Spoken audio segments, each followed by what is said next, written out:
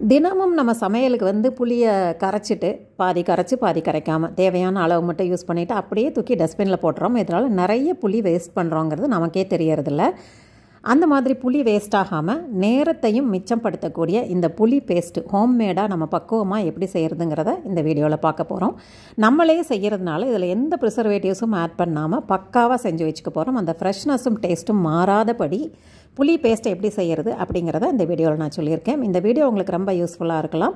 உங்களுக்கு நேரம் கிடைக்கும் போது இந்த பேஸ்ட்டை செஞ்சு வச்சிட்டிங்கன்னா ரொம்ப ஹெல்ப்ஃபுல்லாக இருக்கும். நம்ம சேனல் இன்னும் சப்ஸ்கிரைப் பண்ணலன்னா சப்ஸ்கிரைப் பண்ணிட்டு வந்துடுங்க. இதோட மெத்தடு டீட்டெயிலாக பார்த்தலாம். வாங்க ரெசிபிக்குள்ளே போகலாம்.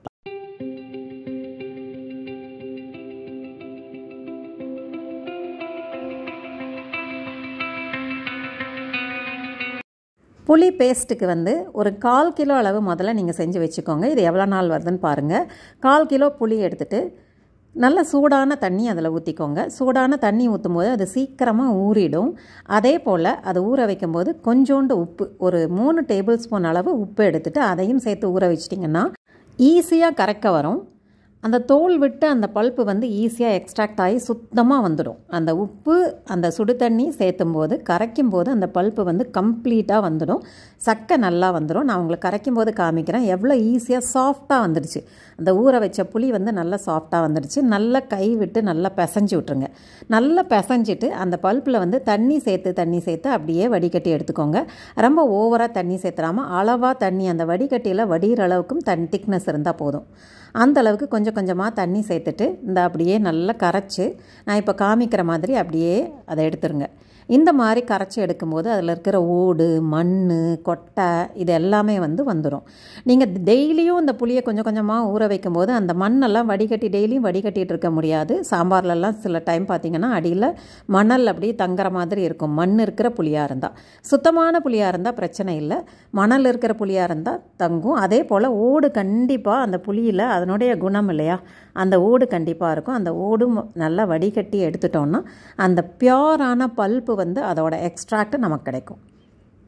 இப்போ இந்த ஓடு, சக்கை, மண் எல்லாத்தையும் நல்லா சுத்தமாக பிழிஞ்சிட்டு புளியோடைய பல்ப்பு மட்டும் எக்ஸ்ட்ராக்ட் பண்ணி சூப்பராக எடுத்துட்டோம்.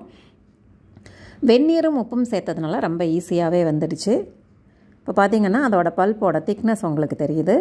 இதை வந்து அப்படியே நல்லா கெட்டி ஆகிற வரைக்கும் நம்ம கொதிக்க வைக்கணும். அதுக்கு முன்னாடி இந்த பல்ப்பில் கொஞ்சோண்டு நீங்கள் உப்பு முதலே சேர்த்துருக்கீங்க, வேணும்னா உப்பு சேர்த்துக்கலாம். ஏன்னா நம்ம சாம்பார்லலாம் உப்பு சேர்க்குறோங்கிறதுனால அதிக உப்பு இதில் சேர்க்க வேண்டாம்.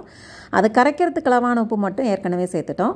மஞ்சப்பொடி 1 டீஸ்பூன் அளவுக்கு மஞ்சப்பொடி சேர்த்துட்டிங்கன்னா அந்த புளி வந்து நல்லா நிறம் கொடுக்கும் சாம்பாரில் சேர்க்கும்போது. நீங்கள் கவனமாக இருக்க வேண்டியது அந்த உப்பு மட்டும் கொஞ்சமாக சேர்த்துருக்கீங்க. நம்ம சாம்பார் சேர்க்கும்போது டேஸ்ட்டு பார்த்துட்டு உப்பு சேர்த்துக்கோங்க. இந்த மஞ்சப்பொடி சேர்த்து நல்லா கலந்து விட்டுக்கோங்க. சாம்பாருக்கு மட்டும்தான் சேர்ப்பீங்கன்னா பெருங்காயம் சேர்த்துக்கலாம். காரக்குழம்புக்கெல்லாம் சேர்ப்பீங்க அப்படின்னா பெருங்காயம் சேர்க்க வேண்டாம். மஞ்சப்பொடி மட்டும் சேர்த்துட்டு இதை வந்து ஒரு கொஞ்சோண்டு நல்லெண்ணெயில் இந்த புளியை நல்லா கொதிக்க வச்சுக்கலாம். நான் கருவேப்பிலை நல்லா ஃப்ரெஷ்ஷாக இருந்ததுனால கொஞ்சம் கருவேப்பிலையும் சேர்த்து விட்டுட்டேன். நம்ம எப்பயுமே கருவேப்பிலை கையில் இருக்கிறதில்ல. அதனால் இந்த புளியில் சேர்த்து விட்டுட்டோன்னா கருவேப்பிலை அப்பப்போ தாளிக்கும் போது சேர்க்காட்டி கூட அந்த கருவேப்பிலைனுடைய மனம் வந்து சாம்பாரில் கிடைக்கும். அதனால் கொஞ்சோண்டு கருவேப்பிலை சேர்த்து நல்லெண்ணெய் கொஞ்சோண்டு சேர்த்துட்டு இந்த பல்ப்பு அதில் விட்டு நல்லா கொதிக்க விட்டுருக்கேன்.